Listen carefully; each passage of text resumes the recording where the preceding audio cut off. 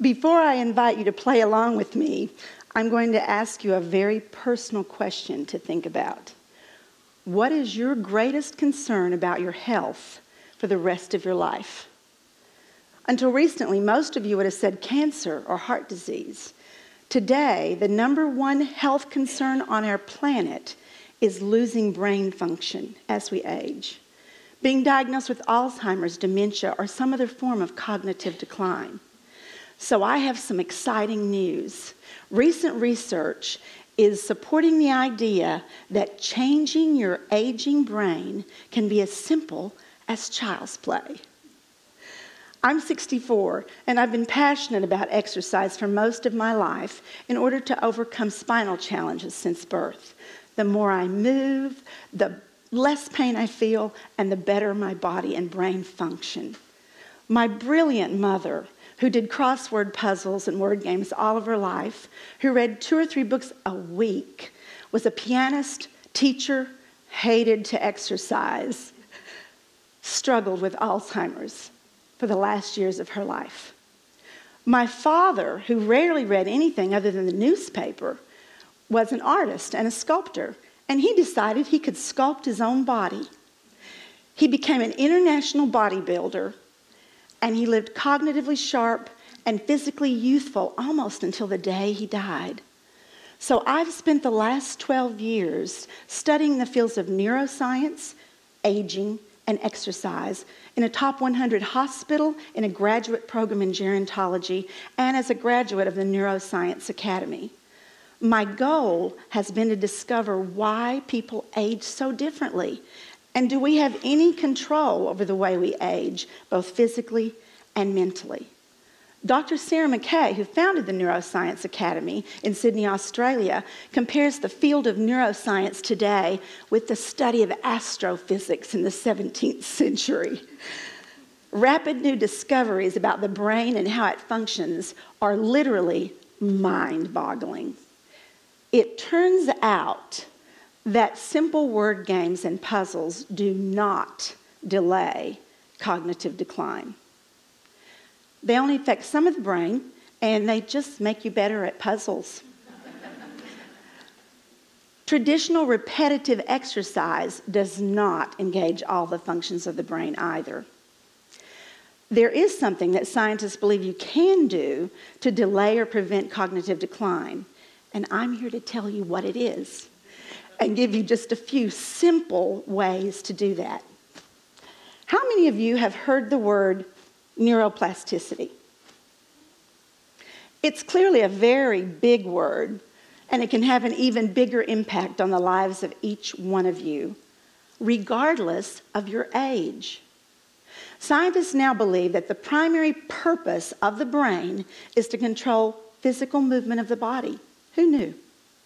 From the time you were born until your mid-teens, you didn't read a book to learn physical activities. Through trial and error, you learned to walk, hop, skip, run, play hide and seek, roller skate, ride a bicycle, or play on a team. I bet your mother never asked you, why don't you go outside and fire a few neurons? Yet every time you played, you were firing neurons, and you were developing something called neural pathways that deliver messages between the brain and the body. You were also developing the 5 primary functions of your brain. Now, when I was a girl growing up in Raccoon Valley, Tennessee, I learned to play baseball in a farm pasture with my friends. So I'm going to use the game of baseball to explain the functions of the brain. S is for strategic planning, how your brain helps your body get from point A to B to C. For the good of the game, right now, should my body be organized to bunt, walk, or hit a line drive? M, memory and recall, remembering what you feel an actual experience has been or recalling what you know about that activity. If you ever connected the ball and bat or saw Mickey Mantle do it on TV, then you remember how it feels to get a hit. A, analytical thinking, breaking down the parts or components of an activity. So in baseball, we could bat, pitch, hit, catch, run, or cheer from the stands. C, creativity and imagination. Attempting something with your body in a new or different way while seeing an image of yourself doing this activity even before you've tried it. Practice batting lefty instead of right and imagine yourself hitting the ball over the wall and out of the park. K is for kinesthetic learning, allowing your body to try something first while your brain observes to make you more efficient each time that you do that activity. I didn't take a course in baseball. I just grabbed a bat and jumped into the game. So all of these activities, if you take the function first letter, you will come up with the word crackle, pop, the sound of neurons firing. After I swung the bat 100 different ways and fired thousands of neurons, I finally improved. Messages began to move more and more quickly along my neural pathways. According to Dr. Norman Doidge, the author of the book called The Brain That Changes Itself, we must learn in order to feel fully alive. When we learn, we alter genes in our neurons that actually change our brain. Neuroscientists now know that we can continue to develop and change our brain no matter how old we are. Through play, we can learn to restore, maintain, and develop new neural pathways by practicing something that we don't already know how to do, or by playing at doing something we know how to do in a different way. It can take as little as 10 minutes of play each day to stimulate all of the brain functions of the body through physical action. Now, I don't know about you, but I would much rather play than work out.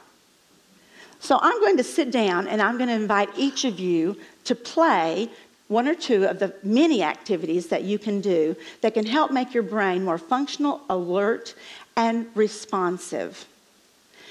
Be aware of the people on either side as you do this with me. Now, we sit not because we're old, but in order to cause the brain to figure out how to do these exercises from a chair rather than standing. Sitting also engages core muscles, vital organs, and systems of the body. Add your favorite music, and it stimulates your brain even more. First, now you can choose any sport, but since we've been talking about baseball, let's pretend, come on, to warm up and swing at the ball, switch hit, make contact, and run. Round first, second, third, and slide it home. You get the idea. Try this with soccer or bowling or some sport that you've never done before. Next, instead of using a pen or a pencil, let's spell with our bodies. With both hands, draw or print a large capital T 2 or 3 times in the air. With your elbows, print an E. Guess what's coming next? With your knee, print a D. And then with the other knee. And with your belly button, print a small X. That will stimulate your sense of humor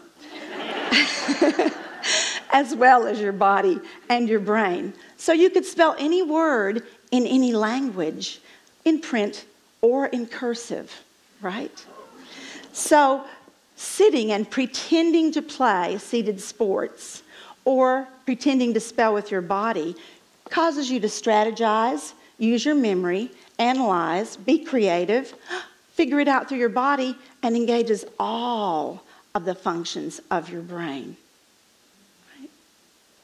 So, according to Dr. Norman Doidge also, imagining an act and doing it are not as different as they sound from a neuroscientific point of view. Brain scans show that action and imagination literally light up many of the same parts of the brain. So you could also sit and pretend to play various musical instruments, or you could imagine that you're using different tools to build a house or landscape a yard.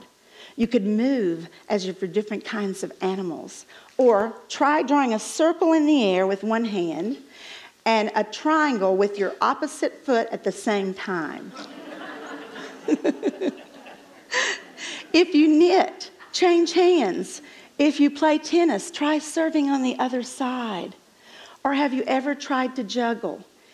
It can help you live an ageless, graceful, and happier life if you improve your body and your brain skills by playing with one or two of these ideas every day. We don't stop playing because we grow old. We grow old because we stop playing. George Bernard Shaw said that, and he was right on. I challenge each one of you to play at least 10 minutes a day. Come up with new ideas each time. Do something that you've never done before. Try doing something you know how to do in a different way. I believe that you're going to discover and hopefully spread the idea that changing your aging brain can be as simple as child's play. Yeah!